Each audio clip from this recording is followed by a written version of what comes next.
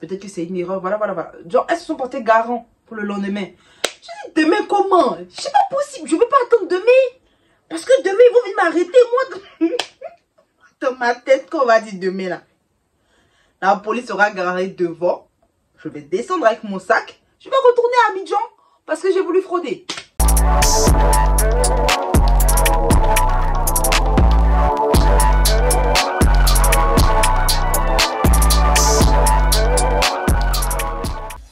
J'espère que vous allez tous et toutes très bien. On se retrouve aujourd'hui pour une nouvelle vidéo où je vais vous raconter encore un peu ma vie. Je vais vous raconter la fois où j'ai failli me faire arnaquer par des brouteurs ivoiriens. Vous vous souvenez, il y a quelques années, j'avais fait une vidéo où je vous racontais comment je m'étais fait arnaquer 700 € à la rentrée. Bah, c'était pas la première fois en fait. C'était la première fois qu'une arnaque marchait sur moi, mais c'était pas la première fois en fait que je faisais face à une tentative d'arnaque. Avant de commencer cette vidéo, la chanson habituelle, n'oublie pas de t'abonner, de liker la vidéo et les vidéos précédentes et surtout de partager le contenu. En fait, je vais vous dire la vérité. C'est vrai que je vous dis qu'on m'a arnaqué, mais ça c'est seulement la deuxième partie de l'histoire en fait. J'en ai parlé ce week-end avec mes potes et je leur ai pas vraiment raconté toute la vérité, donc c'est en même temps que vous qui vont découvrir la vérité dans cette vidéo là. Peut-être que la personne concernée va aussi regarder la vidéo et savoir de quoi je parle. C'est pas grave, c'est le passé, on revient pas dessus, je passe à autre chose, ok. L'histoire dont je viens vous parler aujourd'hui, comme je vous ai dit, elle a eu lieu en 2016 et j'étais allée voir la famille. Je vais pas rentrer dans plus de détails que ça parce que les gens vont voir, Lydiane, c'est ce que je me dis. Whatever. Et il faut savoir qu'à cette époque-là, il y avait un ami qui me courtisait beaucoup. C'était pas une personne méchante, c'était pas une personne qui était relou, parce qu'en soi, bon, il était pas relou, mais il mettait beaucoup le matériel devant. Genre, regarde, moi j'ai ci, moi j'ai ça, moi j'ai ci, moi j'ai ça. Sincèrement, ça peut marcher sur les filles qui sont intéressées. Ça peut marcher sur une fille qui t'a déjà manifesté qu'elle aimait le matériel. Mais moi, je t'ai jamais manifesté ça. Donc, je comprenais pas pourquoi il mettait ça devant, en fait. Du coup, ce jeune homme-là, il arrêtait pas de me courtiser. De me faire la cour, quoi, tu vois. Genre, bon, c'est pour ceux qui savent pas me courtiser, ça veut dire quoi. Il arrêtait pas de me draguer.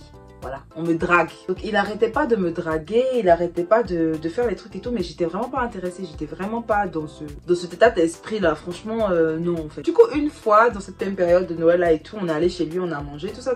À un moment je crois qu'il s'est éclipsé, genre il est allé aux toilettes ou je sais pas, quelque chose comme ça, mais en tout cas il s'est éclipsé de la pièce et j'étais là, je réfléchissais. Je regardais les babioles, je regardais tout et tout. J'ai vu une paire de lunettes Burberry. Sincèrement, je vais pas vous mentir. J'ai pas pris ça en mode genre, je vais lui piquer un truc, tu vois. Genre, c'est vraiment en mode, ah vas-y, il en a plein, bof. Si je prends une paire de lunettes, il va pas remarquer parce que de toute façon, il en a plein, tu vois. Ou il va en racheter. Donc, j'arrive, j'ouvre les lunettes, c'est toujours dans l'étui. J'ouvre les lunettes, je regarde, ah bah c'est pas mal, vas-y, je prends. Mais c'est du vol. Oui, c'est du vol, donc faut pas faire ça. Et tout. Je me sens même mal de confesser parce que moi, je suis archi pas comme ça. Je suis pas dans les délires comme ça. Hein. Moi, je suis pas dans les délires comme ça. J'ai jamais volé dans un magasin de ma vie. Je vous jure, même une paire de boucles d'oreilles chez Claire's. Jamais. Donc ça c'est vraiment pas mon délire. Mais ce jour-là, je l'ai très bien fait. Je suis rentrée chez moi. Quelques temps après, le gars il m'appelle en mode ouais, t'as pas vu mes lunettes? Genre j'avais laissé des lunettes sur la bibliothèque et tout, je vois pas mes lunettes. Sur le coup, je me suis dit ah, les lunettes, j'ai pris ça et tout. Mais ça c'est ce que je me disais à moi, je lui ai pas dit ça. Je lui ai pas dit que...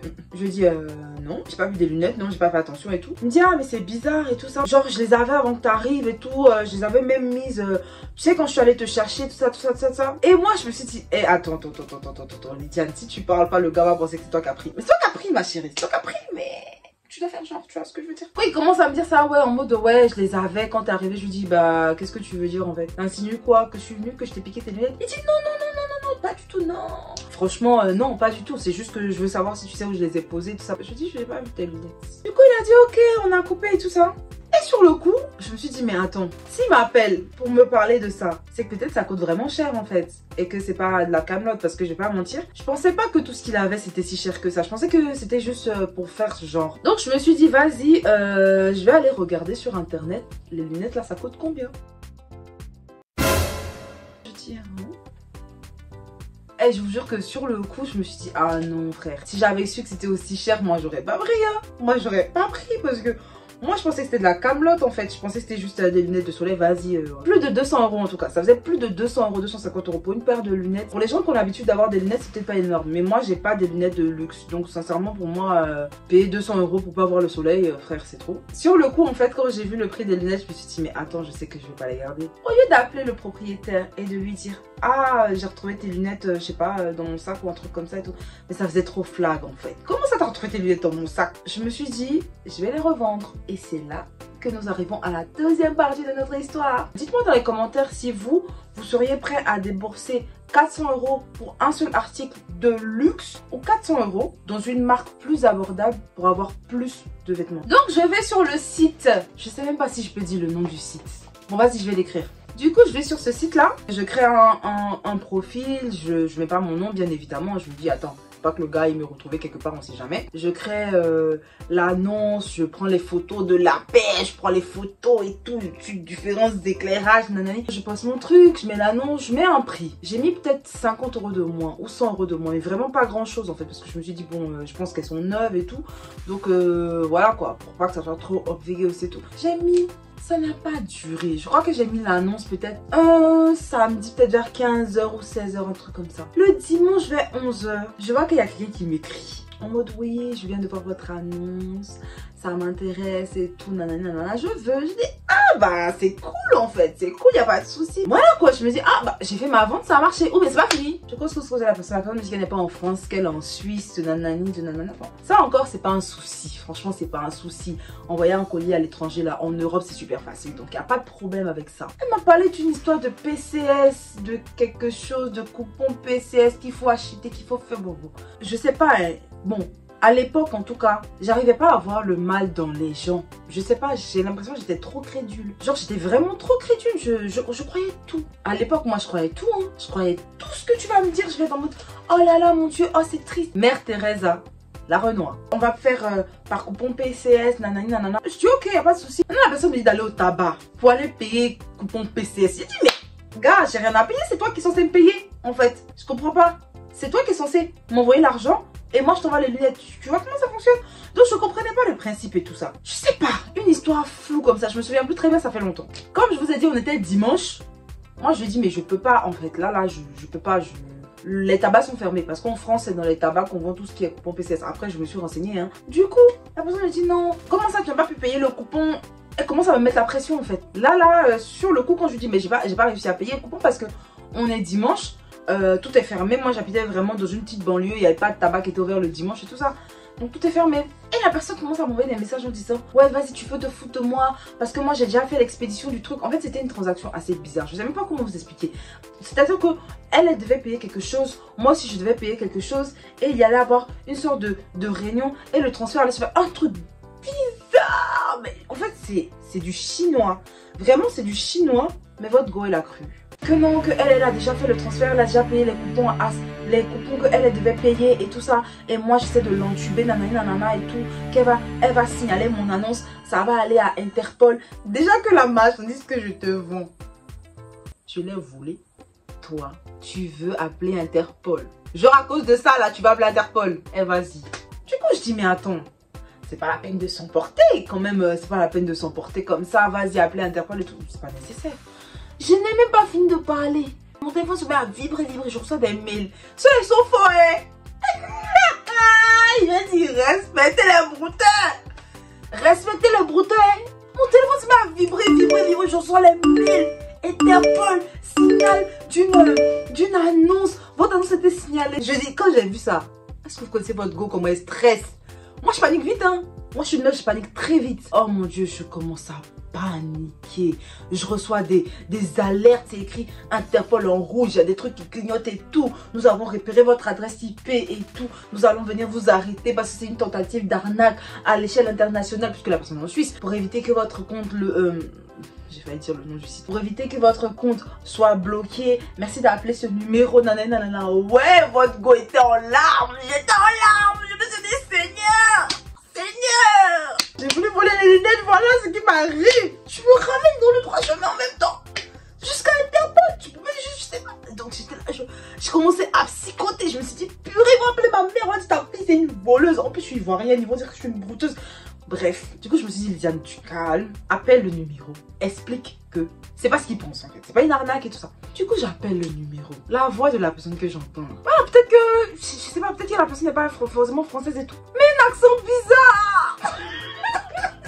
On est ivoirien, on se connaît. Quand tu sais pas choquant et que tu veux choquant, c'est bizarre. Tu vois pas, tu mets les R là où faut pas et tout. Bonjour madame. Ah mais vous avez des problèmes. Vous avez une arnaque. Ah mais il n'y a pas de souci. On va régler ça. On va régler ça ensemble. Donc nous vous conseillons là, puisque la procédure est déjà entamée, de effectivement partir pour que la procédure puisse être arrêtée. Nous vous conseillons de partir au tabac, acheter le coupon PCS. Et quand vous allez nous communiquer les numéros des coupons PCS, nous allons entrer en contact avec la personne qui a déclenché l'alerte. Eux, ils sont en train de me dire que c'est Interpol qui va effectuer la transaction. Moi, je me dis, ok. Donc, c'est un canal qui est assez sécurisé. Il n'y a pas de souci, je vais acheter les coupons. Heureusement que ce jour-là, je n'avais pas l'argent. Et je me souviens, à l'époque, j'habitais, c'était pas un couvent. C'était, on va dire, c'était un peu comme un... Je sais pas comment j'ai appelé ça même. C'était pas un couvent en tout cas, mais c'était régi par une congrégation de religieuses, par des sœurs. J'ai pris mes affaires, mon manteau, tout. J'ai couru parce qu'on était à l'étage. Je suis descendue, je suis allée trouver les sœurs là. Et les pauvres dames étaient en train de regarder, je sais pas, leur petit feuilleton de TF1 des 15h, une des 16h. Je suis descendue en panique, sa mère. Excusez-moi ma soeur et tout, j'ai besoin que vous me donniez 200 €, il faut que j'aille au tabac. Elles m'ont regardé comme ça. Elles se sont dit, mais qu'est-ce qu'elle raconte elle? Je dis, ouais, excusez-moi, il faut que... Oui, c'est une question de truc. Sinon, j'ai été victime de... Je commence à raconter quoi. La dame me regarde, elle me dit, mais... Avec leur petite voix toute douce là. Lydiane, vous êtes sûre que c'était pas quelque chose comme une arnaque? Je dis non, c'est pas une arnaque. J'ai reçu un message d'Interpol. J'ai reçu un appel. Nanana, et tout. Et il faut que j'aille acheter le truc pour faire... Qu'il faut que... Voilà, Interpol m'avait dit... Interpol m'avait dit qu'il fallait que je fasse la transaction avant 18 h. Que comme on était dimanche là, il fallait que je fasse ça. Voilà, je suis bête. Non, c'est pas possible. Ça fait rire, c'est trop bête. Il faut que je fasse ça avant 18 h et tout ça. Donc je leur ai dit, ouais, j'ai besoin d'argent, il faut que j'aille au tabac avant 18 h. Il faut que j'achète des coupons. On dirait un robot, comme ça. Il faut que j'achète des coupons. Il faut que j'aille au tabac parce qu'il faut que je revienne. Je vais recommuniquer. Ils doivent me rappeler dans 30 minutes. Et ils m'ont dit, c'est eux qui m'ont calmé même. Il a dit, si eux n'étaient pas là, si ce jour-là, Dieu n'était pas mis sur ma route là. Il y a longtemps, ils étaient partis au tabac. Donc elles m'ont dit, ne faites pas l'opération. N'achetez pas. Ne recontactez pas la personne. Ne rappelez pas même Interpol, tout ça. Ne rappelez personne. Laissez jusqu'à demain. Si demain, ils vous reviennent en disant que c'est une arnaque et tout, qu'ils ont repéré votre adresse IP, tout ça, nous, on va les appeler. On va leur dire que c'était pas une arnaque. Voici l'article. Peut-être que c'est une erreur. Voilà. Genre, elles se sont portées garant pour le lendemain. Je dis, demain comment? C'est pas possible, je peux pas attendre demain. Parce que demain, ils vont venir m'arrêter, moi. Dans ma tête, quand on va dire demain, là. La police sera garée devant. Je vais descendre avec mon sac. Je vais retourner à Abidjan parce que j'ai voulu frauder. Elles m'ont dit demain, non t'inquiète pas, remonte et tout. Calme-toi, laisse l'annonce passer et on verra. Du coup, je vous avais dit que j'avais déjà parlé avec les personnes d'Interpol. Et que le numéro qui m'avait appelé là, c'était marqué 0022 57 nanana. C'était 0022 50 et la suite. Voilà, je vais vous mettre un petit peu les chiffres ici, 0022 50 nanana. Du coup après le numéro me rappelle, je vois que le numéro d'Interpol là me rappelle parce que je leur ai dit de me rappeler dans 30 minutes. Il me rappelle. Les amis, je suis là, je regarde le truc où je me dis attends, plus 22 50 et la suite. 0022 50 et la suite. Je sais pas comment les gars là ils font. Hein. Je sais pas comment les gars là ils font. Et en fait, je me dis, mais attends, les identifiants qu'on appelle là. Je connais pas pour la Suisse, mais je pense pas que ce soit plus 22. Déjà, je me suis dit, je pense pas que ce soit plus 22. Et je regarde en fait, c'était 00225. C'était 00225. Et 00225, c'est l'identifiant de la Côte d'Ivoire. Donc, ceux qui étaient en train de me fatiguer là, c'était des Ivoiriens. Je vous jure que sur le coup, j'ai eu tellement honte.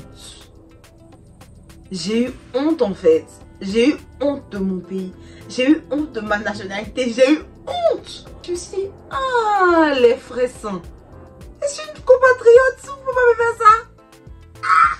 J'ai décroché quand la personne a parlé une fois. Oui, allô? Oui, bonjour. Oui, vous avez acheté les coupons? J'ai coupé en même temps. Ça allait me coucher. Il n'y a pas moment, ça m'a fait mal, hein. Ça m'a fait mal, ça m'a fait honte. Parce que le lendemain, les soeurs sont venues me demander. Du coup, c'est comme on vous a rappelé. Je dis non. Je devais dire quoi? Je sais pas.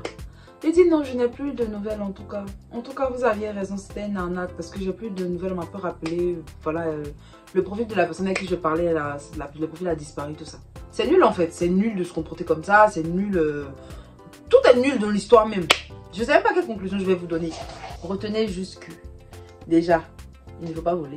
Et puis, faut pas arnaquer. Et voilà, c'est la fin de cette vidéo là. Je vais vous demander de commenter, de m'attacher un peu, de crier sur moi. C'est une petite histoire comme ça que je voulais vous raconter. J'espère que ça vous a plu. Et en tout cas, on se dit à la prochaine. Je vous fais des gros bisous. Et puis, ciao tout le monde. Bisous!